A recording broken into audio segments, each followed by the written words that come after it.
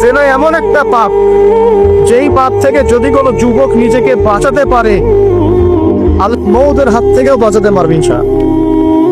কিভাবে?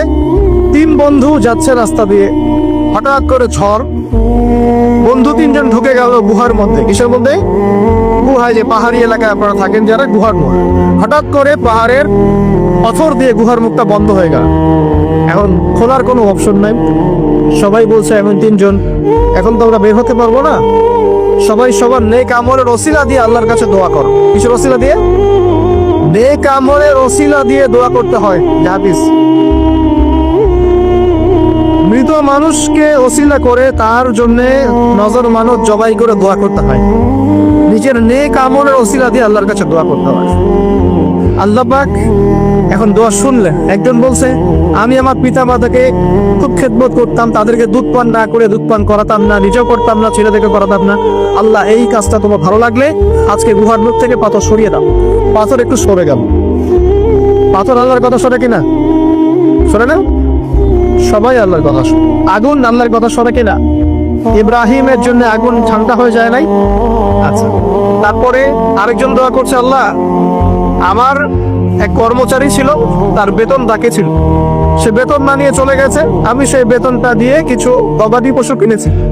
আস্তে আস্তে গবাদি পশু বেড়েছে, অনেক দিন পর সে এসেছে টাকা চাওয়ার জন্য। আমি বলেছি সবই তোমার, সব নিয়ে চলুন।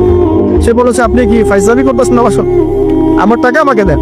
না, তোমার টাকা দিয়ে আমি এটা কিনেছিলাম, আজকে বংশবৃদ্ধি হয়েছে, সব তোমার, নিয়ে যাও। সে নিয়ে গেল। সে বলছে, আল্লাহ, এই কাজ যদি তোমার সন্তুষ্টির জন্য করে থাকি, আজকে আমাকে বাঁচাও। পাথর একটু সরে গেল। এবার তৃতীয় ব্যক্তি, এই ছেলে বলছে, যুবক ছেলে, আল্লাহ, আমার একজন চাচাতো বোন ছিল। কে ছিল?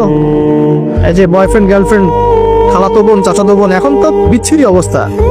এখন এমন একটা অবস্থা, সভ্যতার রিপোর্ট গুলো পড়ে দেখি, ভাইও বোনের সাথে জানা করে না। ওদের ওখানে নিজের আপন পিতার দ্বারাও মেয়ে হ্যারাসমেন্টের শিকার হচ্ছে। ওরা আমাদেরকে শেখায় এখন ভালো কোনটা বলতো, আর আমরাও আমাদের মাথাটা কবে যে বিক্রি করে দিলাম। ওদের কাছ থেকে ভালো মন্দ শিখতে হচ্ছে, কোরআন সুন্নাহ বাদ দিয়ে ওদের কাছ থেকে ভালো মন্দ শিখতে হচ্ছে। তো চাচাতো বোনকে সে খুব ভালোবাসতো, তাকে সে পেতে চাইতো, মানে তার সাথে সেক্সুয়াল সম্পর্ক করতে চায়, সোজা কথা বল। এখন সেই মেয়েকে অনেক প্রস্তাব দেয়, সে মেয়ে রাজি হয় না। শেষে বলে, যদি আমাকে 1000 বা 100 স্বর্ণ মুদ্রা দিতে পারো, দিনার, তাহলে আমি তোমার সাথে সেক্স করবো, মানে জেনা করবো না। সেই ছেলে অনেক কষ্ট করে এই টাকাগুলো বা এই দিনারগুলো অর্জন করে, কামাই করে, দিন রাত পরিশ্রম করে, ঠিক আপনারা যেমন করছেন না। তো এরপর সে তার স্বর্ণ মুদ্রা দেয়, দিয়ে বলে যে এখন আমাকে আমার কাজ করতে দাও। তখন সেই মেয়ে রাজি হয়। ঠিক যে মুহূর্তে তারা সেক্সুয়াল সম্পর্কটা করবে, ঠিক ওই মুহূর্তেই এই মেয়ে বলে ওঠে, হে আল্লাহর বান্দা, আল্লাহকে ভয় কর। আমি সারা জীবন আমার সতীত্বকে ধরে রেখেছি, কাউকে দেইনি। আমি কারোর সাথে এরকম অন্যায় করি নাই, আমি খারাপ মেয়ে নই, তুমি আমার ইচ্ছাটা নষ্ট করো না। কে বলছে কথা? মেয়ে। ওই অবস্থা থেকে কি একটা ছেলে উঠে আসা সম্ভব? এটা কি এতটাই সহজ? এটা কিন্তু সহজ না। সত্যি কথা বলতে এই বিষয়টা কিন্তু এতটাও সহজ না।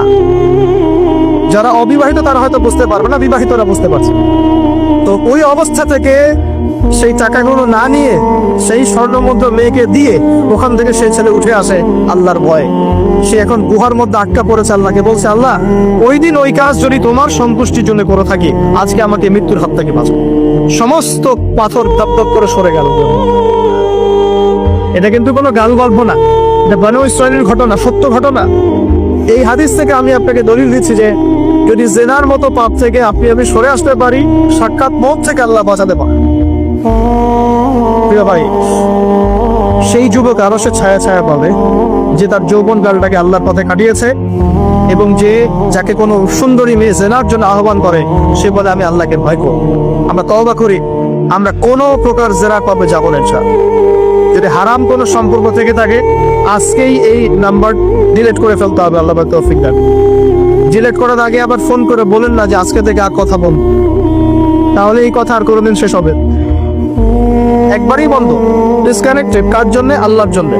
এবং এটা করার পরে আল্লাহকে বলতে হবে, আল্লাহ শুধু তোমার ভয়ে এবং তোমার সন্তুষ্টি পাওয়ার জন্য আমি জেনা থেকে বেরিয়ে আসলাম। আল্লাহ তুমি আমাকে হেদায়েত দাও, ঈমান দাও, আমল দাও এবং তোমার রাস্তায় আমাকে বেহিসাব রিজিক দাও।